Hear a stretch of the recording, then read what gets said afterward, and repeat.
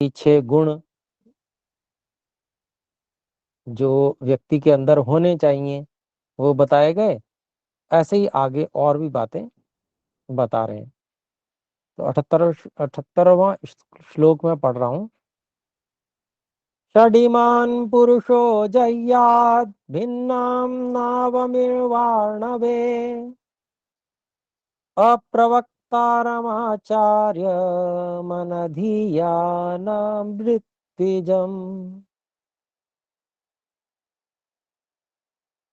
तो आधी बात इस श्लोक में बताइए, आधी अगला जो 79वां श्लोक है उसमें भी बताइए। तो आइए पहले इस श्लोक को देख लेते हैं। षड इमान पुरुषः जह्यात् भिन्नाम नावम इव अर्णवे।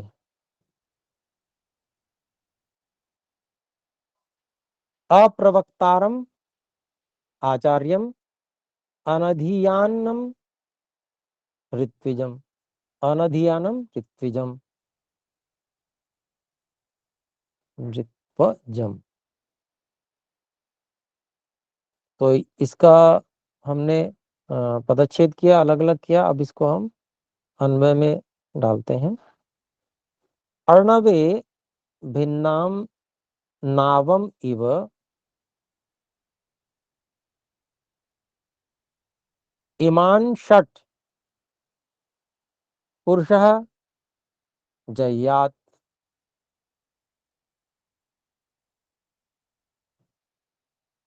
अप्रवक्तारम आचार्यम अनधीयान अनधीयानम ऋत्वजम।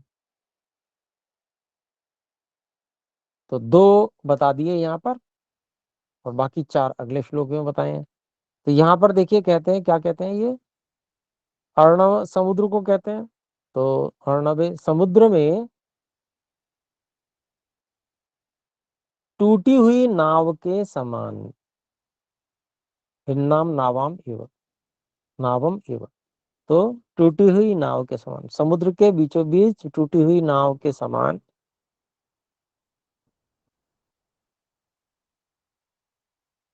जैसे बीच समुद्र में अगर नाव टूट जाए तो नाव को पकड़ के नहीं रखा जाता, उसको छोड़ दिया जाता है। ठीक ऐसे ही इमान षड पुरुषः जह्यात्। इन 6 प्रकार के 6 जो पुरुष हैं उनको छोड़ देना चाहिए, अर्थात उनकी निकटता नहीं करनी चाहिए, उनके साथ भी मत रहो। पहला कौन बता रहे हैं? अप्रवक्तारम आचार्यम।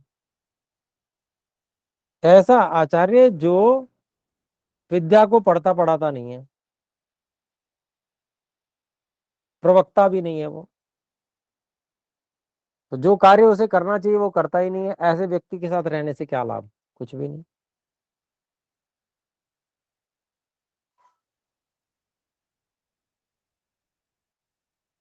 तो जो उपदेशक नहीं है, जो पढ़ता पढ़ाता नहीं है, ऐसे आचार्य को भी छोड़ देना चाहिए। पहली बात बताइए, फिर दूसरी बात क्या बता रहे हैं?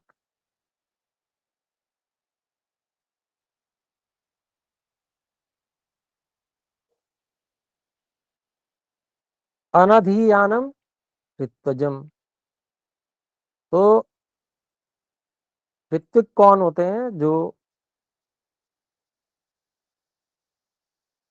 यज्ञ करने में सहयोगी होते हैं, हवन करने में, और जो बड़े बड़े याग होते हैं उनको करने में जो सहयोगी होते हैं वो ऋत्विक होते हैं। तो ऋत्विक जो है वो यागों को करते हैं। तो याग तभी कर सकते हैं जब वो स्वाध्याय आदि करें।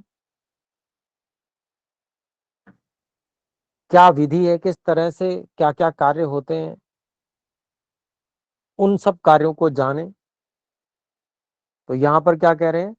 यहाँ पर यही कह रहे हैं कि ऐसा जो ऋत्विक जो स्वाध्याय करता ही नहीं है,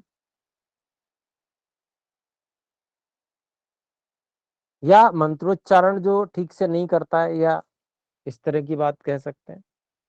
अनधियान के लिए। तो ऐसे जो अनधियानम, जो स्वाध्याय नहीं करता है, वेद मंत्रों का पाठ नहीं करता है, ऐसे ऋत्विक को भी समुद्र में टूटी हुई नाव के समान छोड़ देना चाहिए। तो दो बातें यहाँ पर कही, बाकी चार बातें अगले श्लोक में कही है। वो अब 89वां श्लोक हम पढ़ रहे हैं। अरक्षितारं राजानं भार्यां चाप्रियवादिनीं ग्रा ग्राम कामं च गोपालं वन कामं च नापितम्। अरक्षितारं राजानं भार्यां च अप्रियवादिनीं ग्राम कामम च गोपालम वन कामम च नापितम। ये तो पहले से ही अलग अलग है।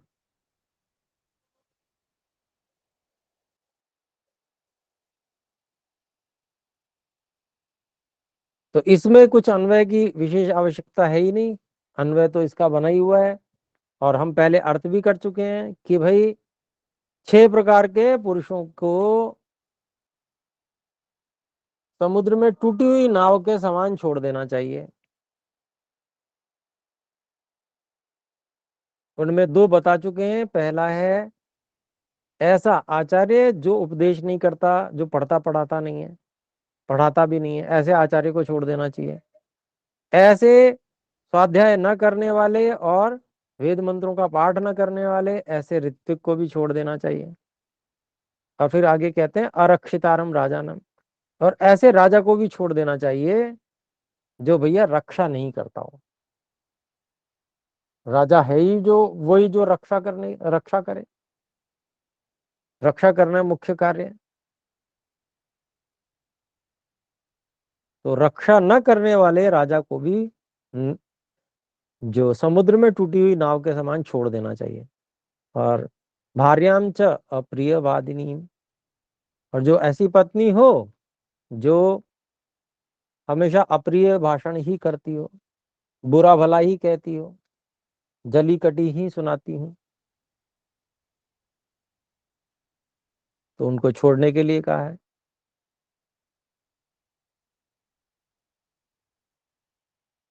तो इससे विपरीत भी समझ सकते हैं, पुरुष ठीक नहीं है तो उसको पत्नी छोड़ दें। तो यहाँ पर ऐसा नहीं समझना चाहिए कि यहाँ पर झगड़ा करा रहे हैं, नीति की बात बता रहे हैं कि ऐसी जो पत्नी होगी जो साथ में रहेगी तो उसके साथ में उन्नति तो हो ही नहीं सकती है।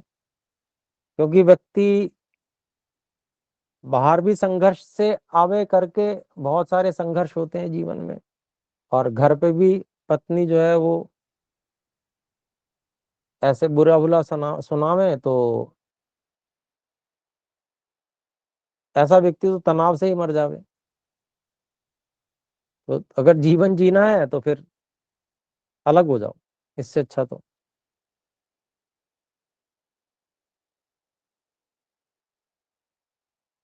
फिर आगे क्या कहते हैं,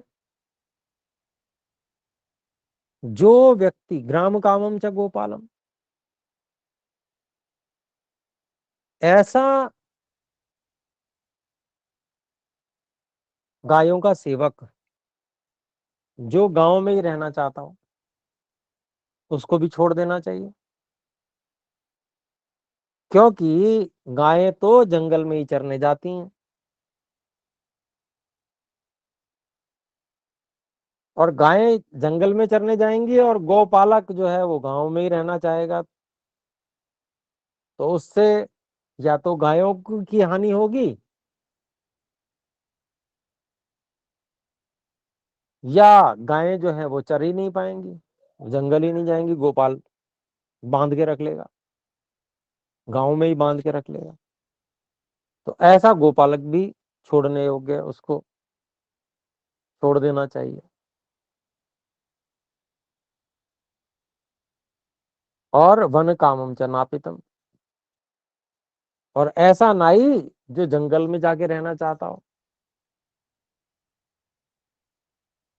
तो नाई का काम जंगल में क्या है, उसको तो बाल बनाने हैं, जहां मनुष्य रहते हैं वहीं पर बाल बनाएगा वो।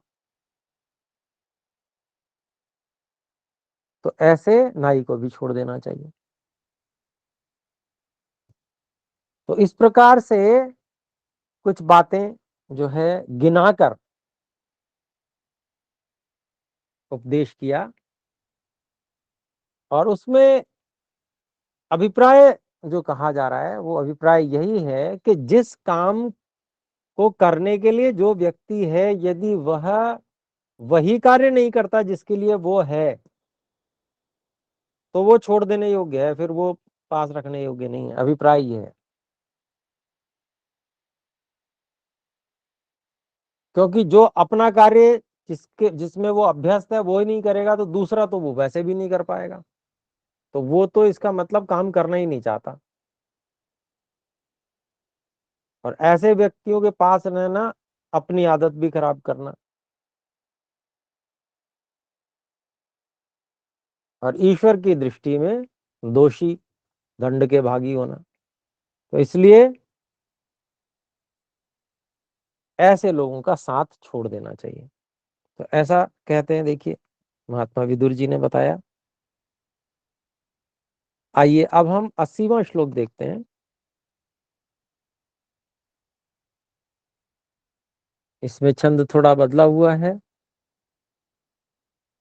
अर्थागमो नित्यमरोगिता च प्रिया च भार्या प्रियवादिनी च वश्यं च पुत्रोऽर्थकरी च विद्या षड्जीवलोकस्य सुखानि राजन्। अर्थ आगमः नित्यम् अरोगिता च प्रिया च भार्या प्रियवादिनी च वश्यं वश्यं च पुत्रः अर्थकरी च विद्या षड जीवलोकस्य सुखानि राजन।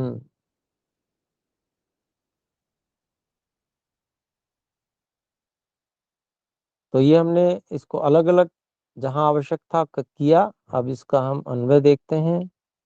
हे राजन, हे महाराज धृतराष्ट्र, अर्थागमः नित्यम अरोगिता च भार्या प्रिया च प्रियवादिनी च पुत्रः च वश्यम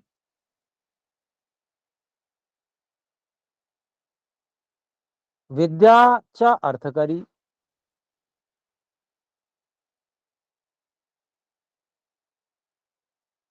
जीवलोकस्य सुखानि षड। तो महाराज धृतराष्ट्र से कहते हैं महात्मा विदुर जी कि हे राजन,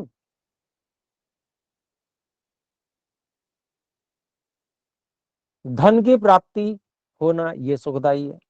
6 सुख गिना रहे हैं संसार के, सबसे अंतिम पंक्ति में कहा। तो पहला जो है धन की प्राप्ति होना, ये सुखदाई है, अर्थ आगम है। फिर उसके बाद में कहते हैं और नित्यम आरोगिता, हमेशा रोग रहित रहना।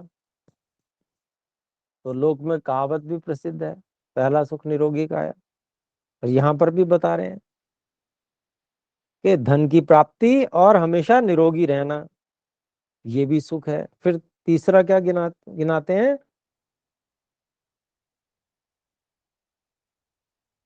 भार्या प्रियाचा, अर्थात जो पत्नी ऐसी मिल जावे जो अच्छी लगे, प्रिय लगे। और इसके भी ऊपर एक और बात, प्रियवादिनी चा, वो मधुर वाणी बोलने वाली हो, जली कटी सुनाने वाली ना हो, प्रिय वाक्यों को बोलने वाली हो, ये भी सुख है। और वश्यम पुत्र च वश्यम,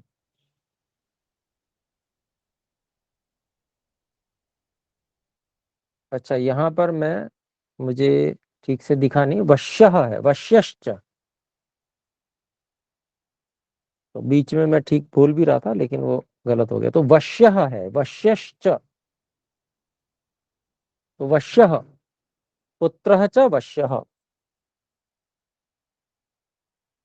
और जो पुत्र है वह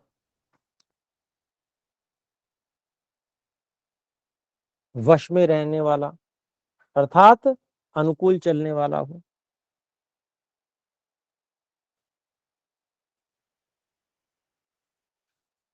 और अर्थकरी च विद्या, प्रयोजन को सिद्ध करने वाली विद्या हो। क्योंकि अर्थ आगम तो धन की प्राप्ति तो सबसे पहले सुख बता ही दिया, यहाँ भी धन को अगर अर्थ अर्थ करेंगे तो फिर डबल डबल हो जाएगा। विद्या, जिस प्रयोजन से विद्या पढ़ी उस प्रयोजन को सिद्ध करने वाली, अर्थ का अभिप्राय प्रयोजन से भी होता है, तो प्रयोजन को सिद्ध करने वाली विद्या हो अगर।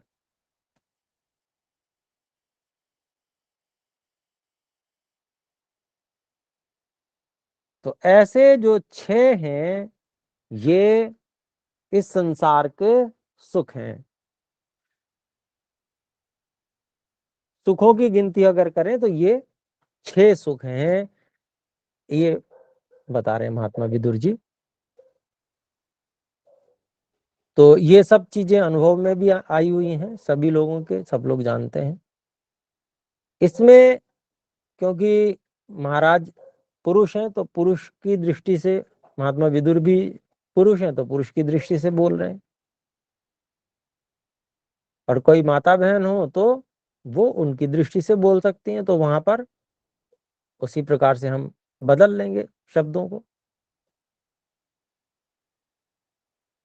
प्रिय पति हो, जो मतलब जैसा चाहते हो वैसा पति मिले, और वो अच्छा बोले भी, मधुरता से व्यवहार करे, तो पत्नी को बहुत सुख होगा। तो उस रूप में ग्रहण कर सकते हैं।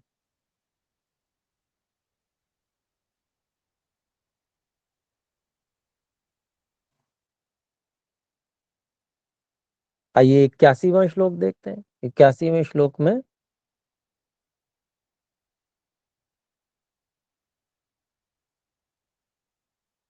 आरोग्यमान्रिण्यमप्रुवा, आरोग्यमान्रिण्यमविप्रवासः, सद्भिर्मनुष्यैः सह सम्य संप्रयोगः, सद्भिः मनुष्यैः सह संप्रयोगः, स्वप्रत्यया वृत्तिरभीतवासः, षड्जीवलोकस्य सुखानि राजन्। आरोग्यम,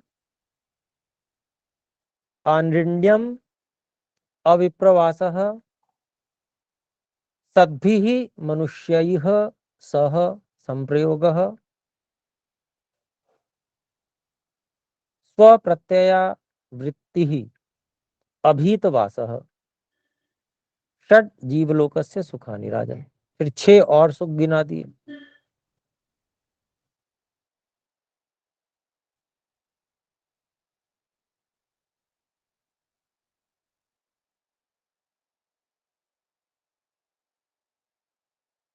तो इसका अन्वय भी इसी तरह से, हे राजन, आरोग्यम,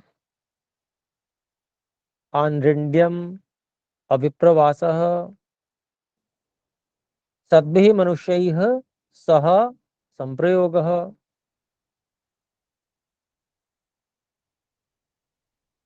स्वप्रत्यया वृत्तिः अभीतवासः, जीवलोकस्य सुखानि षट। तो क्या कहा, हे राजन, हे महाराजा धृतराष्ट्र, आरोग्यम, इसको दोबारा गिना महत्व की दृष्टि से, अर्थात निरोगता, रोग रहितता। फिर अनृण्यम, अर्थात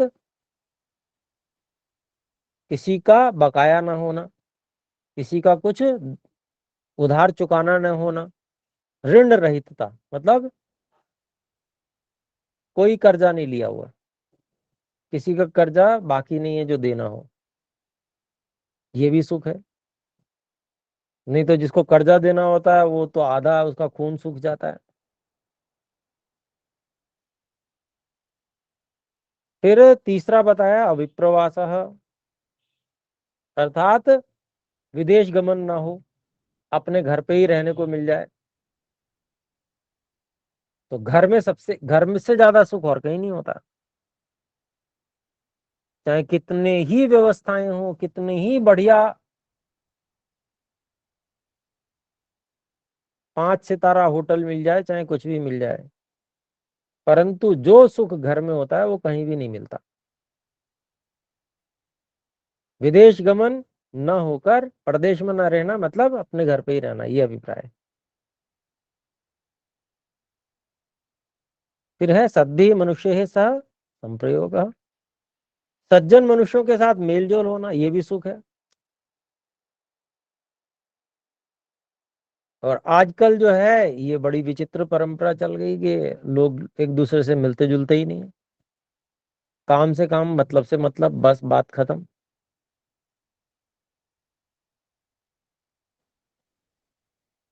कुछ सामाजिक संस्थाएं हैं जो लोगों को प्रेरित करती हैं कि भाई मिलजुल के रहो, एक दूसरे से राम राम नमस्ते जी और इस तरह के वाक्य बोलते रहो, हालचाल पूछते रहो, एक दूसरे के सुख दुख में जाते आते रहो।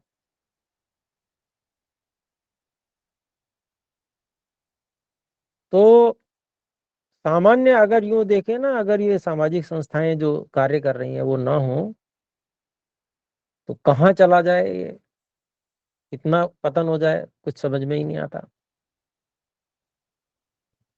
जो एक लहर और संस्कृति बदलने की जो स्थितियां आ रही हैं, मतलब लोग ज्यादा जिसको कहेंगे मनी माइंडेड हो गए, अर्थ के प्रति अधिक आकर्षण और उसके लिए सब सीमाएं तोड़ देना, सारे संतुलन तोड़ देना, ये स्थितियां जब से बनी है तब से ये स्थिति बन रही है और इस सुख से वो वंचित रह जा रहे हैं। क्या है? सद्भि मनुष्य ही सह संप्रयोग, जो सज्जन मनुष्य हैं उनके साथ में व्यवहार होना, मेलजोल होना। तो इस जो ये जो सुख है ये भी बड़ा सुख है, इस सुख से लोग दूर होते जा रहे हैं। नौकरी है तो नौकरी नौकरी, काम काम काम, बिजनेस है तो बिजनेस बिजनेस बिजनेस, तो उसमें समय ही नहीं है किसी से आपस में मेल जोल रखने का, बातचीत करने का समय ही किसी के पास नहीं है। तो बस ये जो है, ये जो वाला जो सुख है ना, इस सुख से वंचित होते चले जा रहे हैं, ये भी सुख है। फिर कहते हैं स्व प्रत्यय वृत्ति ही, अपनी मर्जी की आजीविका हो, जैसा जो हम हमारी रुचि का विषय हो उसी में हमारी आजीविका भी हो। इससे बड़ा और सुख क्या होगा? अर्थात आजीविका भी कमेगी और उस चीज का आनंद भी लेगा व्यक्ति, क्योंकि वो तो उसकी रुचि का विषय है। तो इससे बड़ा और क्या सुख होगा? ये भी बहुत बड़ा सुख है। फिर है अभीत वास, भय ना होना, ये भी सुख है। और भय हो व्यक्ति तो बहुत परेशान रहे, दुखी रहे, किसी ना किसी चीज से अगर डर बना रहे तो सुखी कैसे रह सकता है व्यक्ति? तो भय न होना भी सुख है। तो ये जो 6 चीजें गिनाई, ये 6 चीजें इस संसार में सुख है, इनको सुख कहा जाएगा।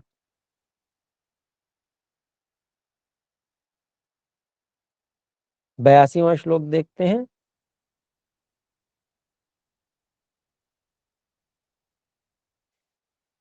षण्णामात्मनि नित्यानामैश्वर्यं योऽधिगच्छति न स पापैः कुतो नर्थैर्युज्यते विजितेन्द्रियः।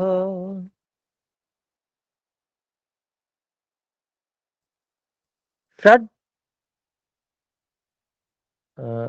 षण्णाम आत्मनि, षण्णाम ये षष्ठी विभक्ति बहुवचन है।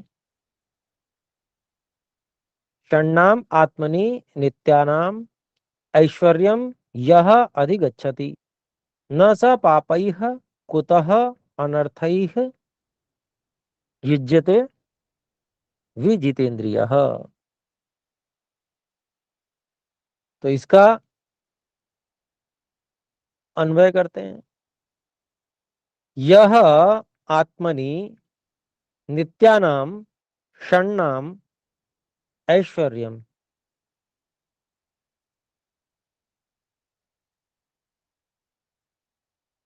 अधिगच्छति।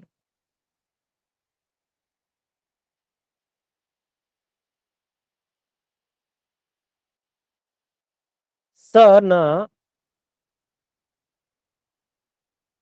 स विजितेन्द्रियः, स विजितेन्द्रियः न पापैः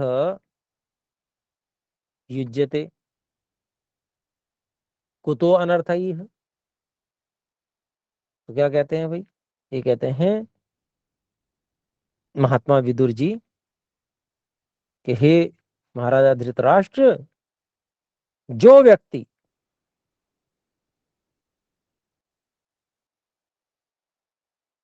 आत्मनि आत्मा में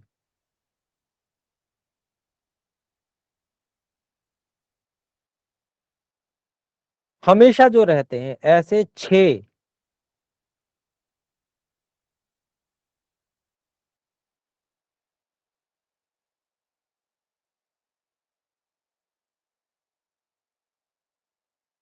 पर अधिकार प्राप्त कर लेता है। ऐश्वर्य अधिकार को कहेंगे। जो आत्मा में अर्थात चित्त में हमेशा नित्य हमेशा रहते हैं, ऐसे 6 पर अधिकार प्राप्त कर लेता है, उन पर विजय प्राप्त कर लेता है, अधिगच्छति प्राप्त कर लेता है,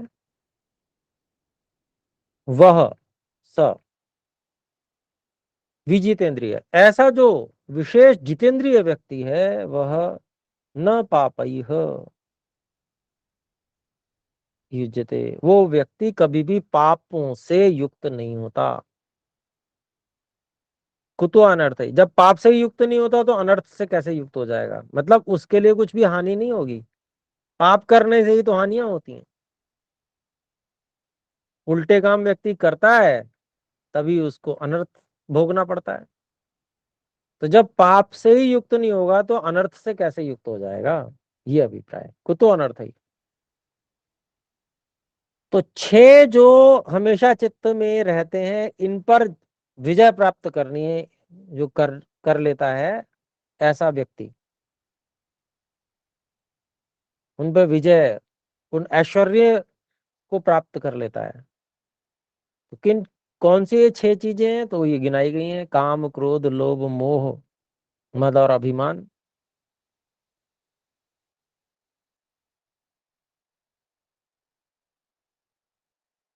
तो ये मनुष्य के चित्त में, मन में ये चीजें बार बार अपना प्रभाव दिखाती हैं संस्कारों के कारण से। लेकिन बुद्धिमान व्यक्ति इन पर विजय प्राप्त कर लेता है, यही उसका ऐश्वर्य है। इन पर विजय कर लेना कोई सामान्य बात थोड़ी है, बहुत बड़ा ऐश्वर्य है काम पर विजय कर लेना। महात्मा भर्तृहरि जी पता है क्या कहते हैं, वो कहते हैं मत्तेभ कुंभ दलने भूषण संति शूरा, मदमस्त हाथियों के मस्तक को फोड़ने वाले लोग देखे हैं, ऐसे ऐसे शूरवीर भी हैं। और फिर अंत में कहते हैं, कंदर्प दर्प दलने विरला मनुष्या, काम के वेग को दमन कर देने वाले लोग बहुत कम होते हैं। तो ये बहुत बड़ी बात है, जो इस पे विजय प्राप्त कर ले। तो इन 6 पर, ऐसी क्रोध को वश में कर लेना, शोक को हटा देना, शोक को आने ना देना, मोह से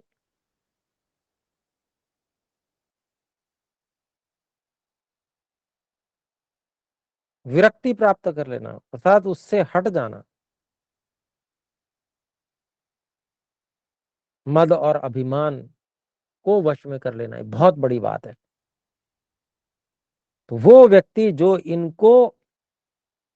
इन दोषों पर विजय प्राप्त कर लेता अंदर ही अंदर, वो जो विजितेंद्रिय व्यक्ति होता है, वह पाप से कभी भी युक्त नहीं होता, अनर्थ तो उसको छू भी नहीं सकते कभी।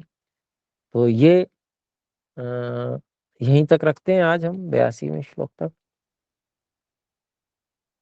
आइए एक बार ओम का उच्चारण करें। ओ